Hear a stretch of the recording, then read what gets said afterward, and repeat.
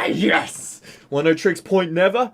Age of. Age of what? Fucking age of. Yeah, but what? I don't fucking know, can't fuck off. Calm down, I just wanted to know. Now this is an electronic act fronted by Daniel Lopatin, who has so far shown a keen cutting edge for dense and brittle soundscapes, disfiguring momentum and harmonies with a surgeon's precision. This album, though his ninth, separates itself from Garden of Delete and his others in the personnel and influences involved, most notably James Blake, who seems to have conflicted with Lopatin in creating this album for the better, not to mention Dominic Verno of Purient and Anoni, and Eli Kessler. Of course, like his other albums, all of the instrumentals here contain this very disconnected, strangely discordant patterning that makes it intangible and impossible to describe, and uniquely fucking Oneohtrix point never. So that each song here almost feels like a scene unfolding with a narrative bent underneath piles of steel shavings, with doors all around opening and closing in jarring patterns, flushing in hot and cold currents, and a motley of different auditory fucking anomalies, boys. In other words, the instrumentals cluster and drift without a sense of harmony or linear fucking progression, yet they still succeed in their liminal surreality, boys. The vocals here are used very sparingly with mixed results, same being one of the most immediate highlights for how expressive Anoni's slightly pitch-shifted, maniacal lines revolve with progressions, it all being so drenched with effects you don't quite know how to interpret it all.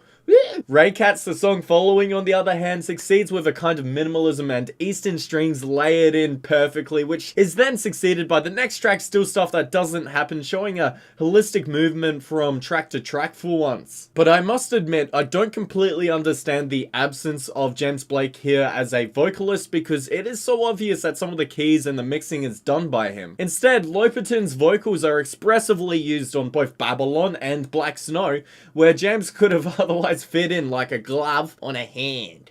Oh. And the problem being is that Lopatin simply isn't that talented of a vocalist, singing especially off-key and without much personality on Babylon, and the auto-tune here makes it all the more incompatible and fucking jarring, mate. On Black Snow, he admittedly does sound better, but he still sounds a bit like an android trying to emulate Bon Iver, only without that vulnerability and that trademark cadence and talent. Now, honestly, it is very difficult to pen with exactitude each instrumental and what makes each element in each succeed or fail when the terrain tracked is so dense and without descriptors. For that reason, it can be very easy to become disconnected from the density and technicality imbued throughout, with evocation not necessarily always being a constant. But some of the more obvious moments include the MIDI harpsichord that so trademarks Oneohtrix point never's sound in the opener, not to mention Myriad Industries. It's so brittle yet bright and modulated, and I love how it descends into chaos by the end of that self-titled track there. Pure cacophony, boys. And a lot of layers here include the faint introduction of operatic vocals just to give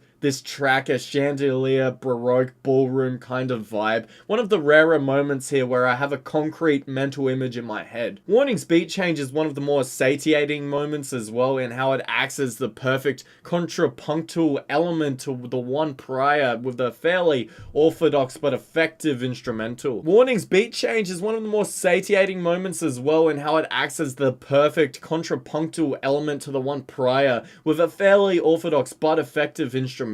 We'll take its clinking and crunching dial tuning fucking cog wrenching textures as the antithesis of cerebral. I love how the industrial energy here is embedded. Also, the song structuring is fascinating but also frustrating in how it feels like there isn't a single motif here that then progresses into a bigger and bolder form of itself, in part because of the runtime of each track. I don't feel like there are many meaningful evolutions, and obviously there aren't supposed to be, but nonetheless I think this record would have benefited from longer track times and a bit more fucking fleshed out fucking good juicy fucking beats, boys. I mean, I can see why Usher didn't take him up on the beat he created on the station, with its skeleton remaining fragile like tiles and threaded without a convincing bass. It also doesn't help that there aren't really any catchy or infectious hooks, melodies, or harmonies as ever with this bloke, with the exceptions being Same and Black Snow, the latter containing an instrumental which is weighted by a satisfying use of wiring. But the mixing is brilliant. The textures both remain liminal and complementary of each other, and there is an immense bedding of layering and detailing that is all professionally executed. I think that this record does feel a little marred, however, a bit confused and chagrined in exactly what it's trying to achieve, but succeeds nonetheless for creating an expansive niche and unique template for other artists to follow. I personally think this could have been due to James Blake and their conflicting approaches to stylistically and compositionally creating an album, making me wonder if maybe just having Lopatin by himself would have made the album feel more holistic, but one can only speculate, you know? There is a lot to be admired, especially in the skill and the detail involved, even if some of that gets lost in its own ephemeral, bloody indulgence, but that's nothing new with this style of post-industrial, glitchy, electronic, and yeah, look, I'm just fucking glad that he isn't trying to make the same album over and over again. So, yeah, look, this is a pretty good album. I actually like the album cover as well. Fucking yeah, why not? And despite what fucking some lemons have to say about it, I mean, all of the retro shit with the Carpenters and... Nah, it's good, man. It's fucking good. So, yeah, I'll give this a fucking 3.5 out of 5 and just catch you later, boys. Yeah, it's a pretty good album. Not without its faults, but pretty interesting, unique experience. So, you know, worth a good score. Too easy, mate. Alright, I'll fucking catch you later. It's that simple, mate. Just have a fucking good one. I appreciate all of you. I appreciate new subscribers.